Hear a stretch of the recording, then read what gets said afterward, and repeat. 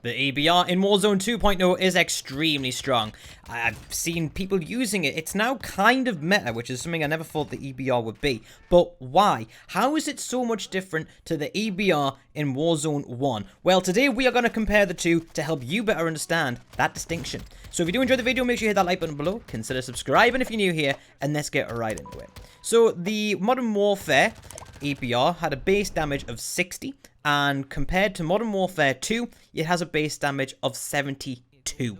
So that's 12 more damage on a new EBR, on a Modern Warfare 2 EBR, Warzone 2 EBR, whatever you want to call it. And that is no small change. That's a lot of damage. That's now nearly 2 plates. It's not just barely 1 plate. You're now going right in there. So that's just a big thing to consider. Just damage. We haven't even gotten to the other stats yet. For example, headshot. Headshot damage on a Modern Warfare 1 was 175. This means that you could consistently 2-tap people from wherever you liked, and it was just mental because it didn't really have a drop-off range. Well, it kind of did, but it was about 90 meters, and once you're like shooting past 90 meters anyway, you're kind of in sniper territory. And you were still doing over 150 damage with a headshot past that. Its damage fall-off was non-existent. Now, compare that to the 125 for the headshot damage for the Warzone 2 weapon. Now, this is still a 2-tap headshot. Yes, it's significantly weaker for hitting the head, but it's still a 2-tap headshot.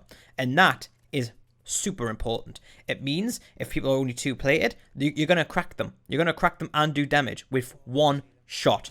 And the amount of pressure that puts them under, absolutely unreal. Combine that with a 72 like follow-up shot, it's very likely, well, yeah, saying very likely, it's mathematically probable that you can 2-shot people with a headshot and a body shot if they're 2-plated. That's absolutely ludicrous. Actually, no, is that right? No, you'd be 3 damage off. You'd be 3 damage off, so you could still 3-shot people with an EBR with 1 headshot. Absolute nuts. Now, next thing we're going to talk about is the round per minute, the fire rate, and it's improved on the Warzone 2 variant as well. It is 260 on the Modern Warfare 1, and it is 286, which is small but noticeable. So again, it's just going to feel just that little bit more snappier. It's going to feel just that little bit better to use, especially for a DMR type weapon. Like you do notice fire rates like that. You notice them quite a bit more than you'd think. So if you fire them both next to each other side by side, you would know. You would feel it. And everyone is capable of clicking that fast as well. Like most people are. It's only when you get to around 400-500 RPM, that's when you start finding the cap of how fast people can actually click. So yeah, the damage per second. Now this is a big one. On Modern Warfare 1, it was 260.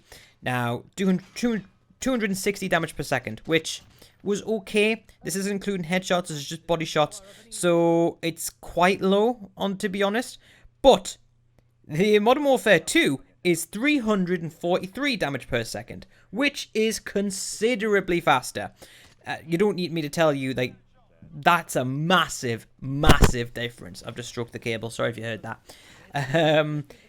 Yeah, and to be honest, like, I can't stress how much of a big difference that is. Like, bullet velocity is the main thing that we're going to talk about now for the next, like, 30 seconds or so. 995 on a Modern Warfare 1, and it's 950 on a Modern Warfare 2. Now, these stats are with a build. These aren't the base stats, and I'll go over the build in a second, but they've both been built the exact same way, with the exact same, like, things in mind.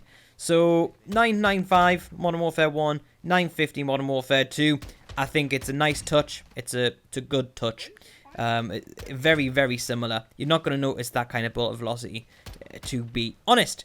And this isn't even with all of the attachments either. I haven't unlocked all the suppressors yet. I have unlocked all the barrels, but even there could be suppressors that I'm using which are even better and make the bullets travel even faster. So that is just something that you need to bear in mind. That bullet velocity number isn't final. The range, about 90 meters before you start like seeing any damage drop off, but again, it's not going to affect your time to kill on the Modern Warfare 1 EBR. And on Modern Warfare 2, it's 70 meters with this build, and again, same crack applies that you're not really going to be doing any fewer shots to kill, so it doesn't really matter. Editor Craig taking over as I punched my mic again, and the audio was just really bad. And to be honest, if I can't bear editing that audio, why should I expect you to bear listening to it? So, anyways, carrying on from what I was saying, the shots to kill aren't really going to be affected, and it's not going to be too much of a bother for you. And yes, I've just woke up, okay? Wake up, edit, and go to work. But anyways, what we're going to be doing now is the aim down sight speed. Now, again, on this specific build, it's a lot slower because I'm building this for aiming stability and recoil control. So both weapons the same thing. So just to make them as much of an apples and apples comparison as possible, the way that you would be using it. I will come on to that build in a second. Realized in the last recording I didn't actually cover it, so I was gonna have to just type it on the screen. So you see, I'm good for something. But the aim down sight speed on the Modern Warfare build is 439 milliseconds, which it's just slow. That's like sniper hard scoping territory, that is. Which isn't really ideal considering the fact that you do want a little bit more mobility with a marksman rifle. That's one of the reasons you would pick it over a sniper rifle. A few more reasons, but we'll talk about that later. And the Modern Warfare 2 one is 350. So 350 milliseconds is a lot better. It's a lot more bearable. Yes, it is on the heavier side, but when you do start shooting at people, it's going to be okay. And for your mid-range encounters, it's going to be plenty enough anyway. So I do want to talk about the actual build. So the actual build that I'm using on this specific weapon is the 22-inch Ballmaster barrel. I'm also using the 20-round mag, because why wouldn't you?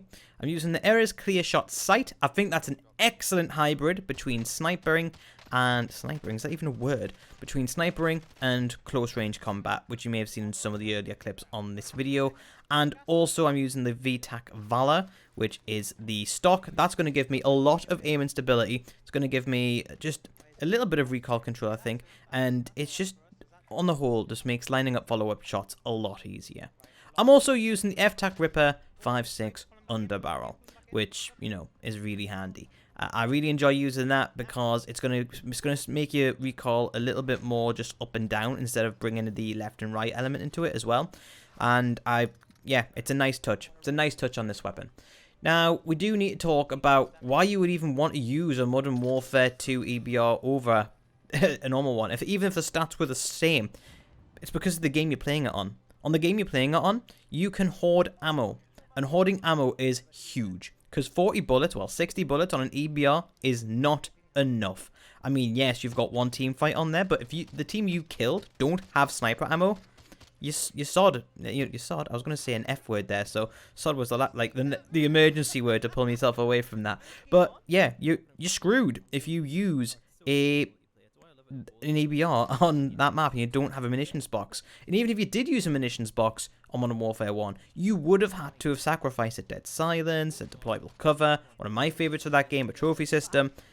Whereas on this game, you can just hoard as much ammo as you want. You can hoard munitions boxes, and all your teammates can do the same thing as well. So even if they're using their 3 other guns, they can still carry some sniper ammo for you. Yes, you could do that in the other game as well, but like to a much higher extent. And I think that's really good. And that's not just for the EBR in general, that's for marksman rifles in general. I've briefly talked about it in another video. Well, it was the base of the other video, but I'll briefly bring it into this one, that part of the conversation.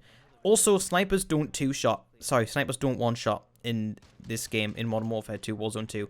And that's huge.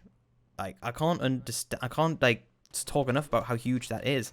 Like, you can't be one-tapped by a sniper when you're trying to take a mid to long-range fight with your EBR. If you get 2 headshots, they're dead. They need 2 headshots, and you can get your 2 shots out a lot quicker than what they can theirs.